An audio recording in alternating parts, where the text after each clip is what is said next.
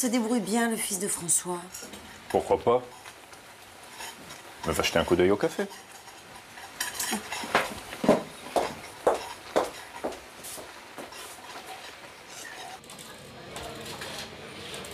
Tiens, regarde.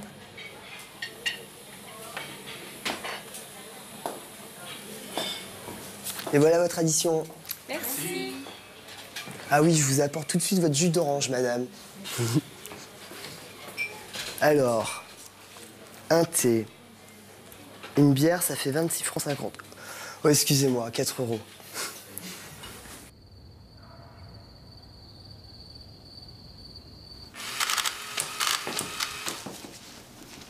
Ça va, vous vous y faites? Tout s'est bien passé? Oui, ça va très bien, madame Lemoine. Mais j'ai encore un peu de mal à ne rien oublier. C'est normal. Mais ça viendra vite. Alors à demain, Julien. Au revoir, madame.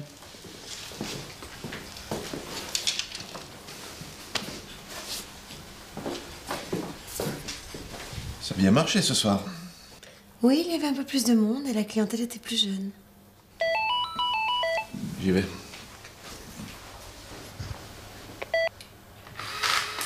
Oui, très bien.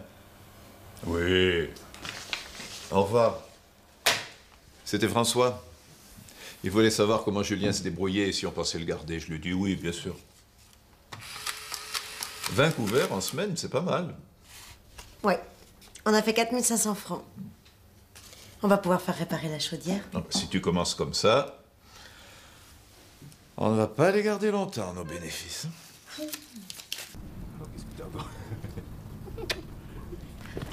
Il est joyeux, notre Parisien. Eh oui.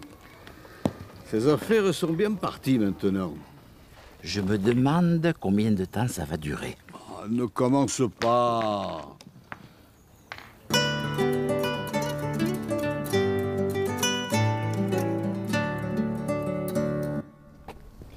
Bonjour Joseph. Bonjour Raymond. Bonjour, monsieur le moine. Ah, ne m'appelez pas le moine. Appelez-moi Bernard.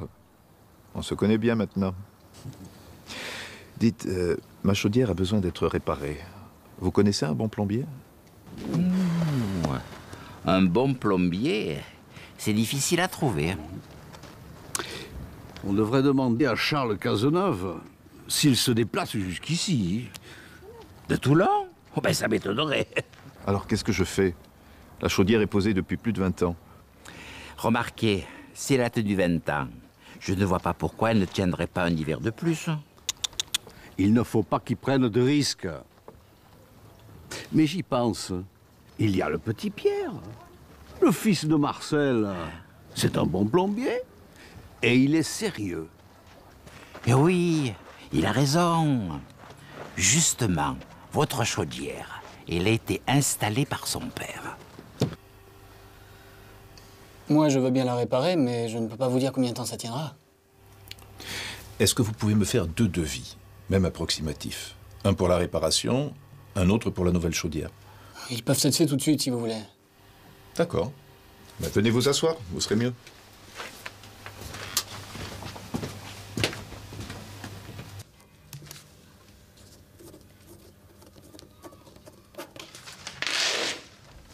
Tenez, voilà vos devis, à quelque chose près.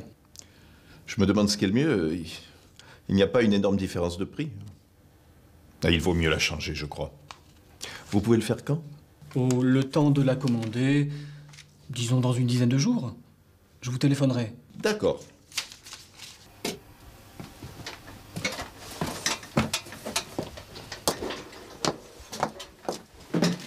Vous en aurez pour longtemps? Jusqu'à ce soir. Je pensais venir plus tôt, mais j'ai été retenu sur un chantier. Dites, pourquoi vous ne m'avez pas dit que vous alliez quitter le village? Ça ne valait peut-être pas la peine de changer la chaudière? Quitter le village? Qui vous a raconté ça? J'ai entendu dire que vos affaires ne marchaient pas très fort et que vous vouliez remonter à Paris. Remarquez, moi, je ne veux pas me mêler de ce qui ne me regarde pas. Quitter le village? J'aimerais bien savoir qui peut raconter ça. Un jaloux? C'est bon signe. C'est que nos affaires commencent vraiment à bien marcher.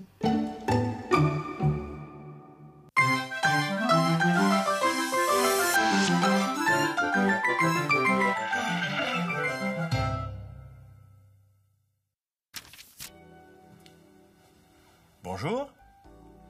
Aujourd'hui, parlons de l'interrogation indirecte. Les interrogations indirectes sont introduites par des expressions comme « je me demande »,« il veut savoir »,« nous aimerions savoir ». Prenons des exemples. Combien de temps est-ce que ça va durer? En interrogation indirecte, cette phrase devient « Je me demande combien de temps ça va durer. On garde l'expression interrogative « combien de temps ?» Une autre phrase. Est-ce qu'il se débrouille bien, le fils de François? Devient Je me demande s'il se débrouille bien, le fils de François.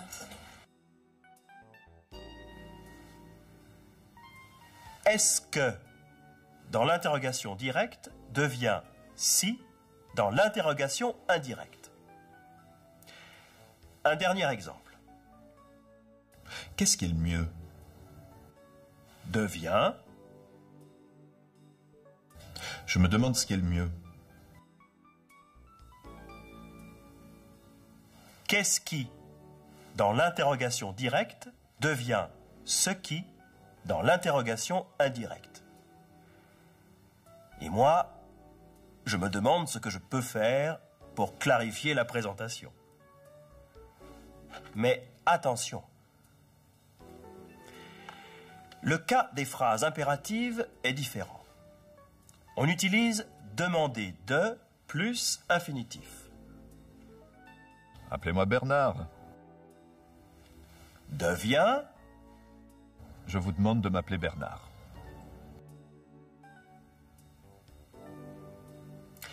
Enfin, si c'est une autre personne qui rapporte ces paroles, la phrase devient « Il leur demande de l'appeler Bernard ». Le deuxième verbe est toujours à l'infinitif, mais le pronom change. Et moi, je vous demande de bien réfléchir à ces formes.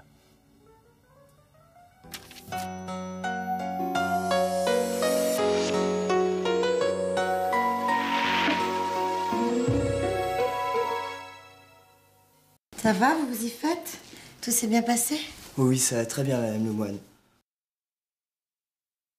Ça n'a pas été trop difficile? Au début, un peu. Mais maintenant, ça va. Comment vous vous en sortez? Pas trop dur? Non, non. On s'y fait vite. Ça a bien marché? Oui, ça a été.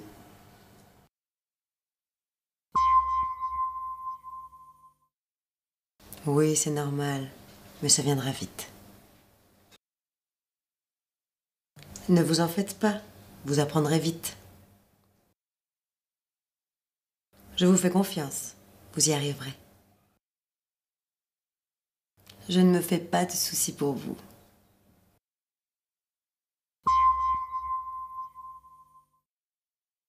Ça a bien marché ce soir. On n'a pas à se plaindre ce soir. On ne pouvait pas faire mieux ce soir. Si ça pouvait toujours marcher comme ça...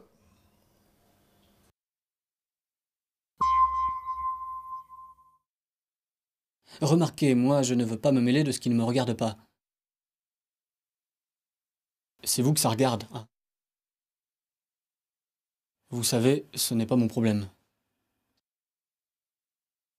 Je vous dis ça, mais ce ne sont pas mes affaires.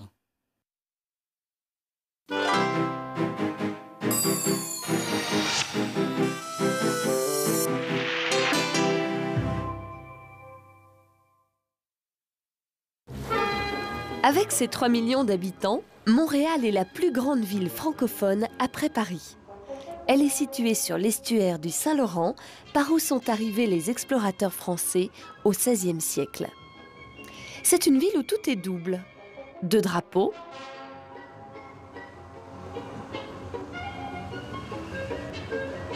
deux langues, double affichage,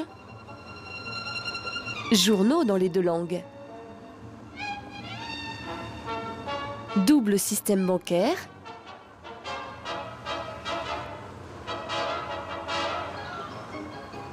Deux universités, l'anglophone McGill et l'Université du Québec à Montréal, la francophone.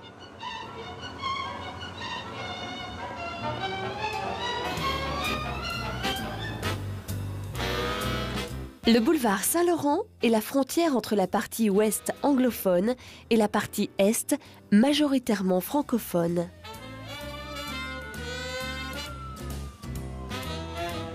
La devise « Je me souviens » rappelle la découverte du Québec par les Français.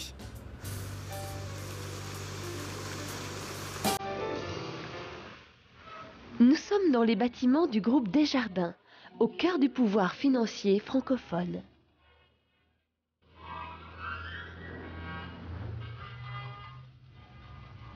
Pour les Canadiens de langue française, le nombre 101 est un nombre magique. C'est celui de la loi qui impose que les affichages soient tous faits en deux langues, avec l'obligation d'inscrire le français en premier dans les affichages publics.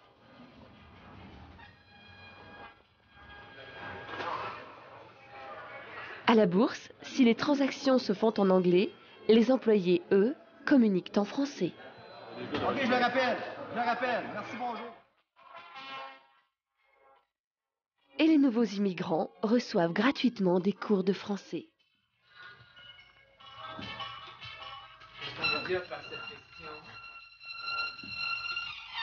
Dans les écoles, les élèves anglophones apprennent le français. Les cafés sont des bastions de la culture française et chanteurs et écrivains maintiennent les traditions populaires. Dans cette ville du XXIe siècle, un Canadien sur deux est bilingue.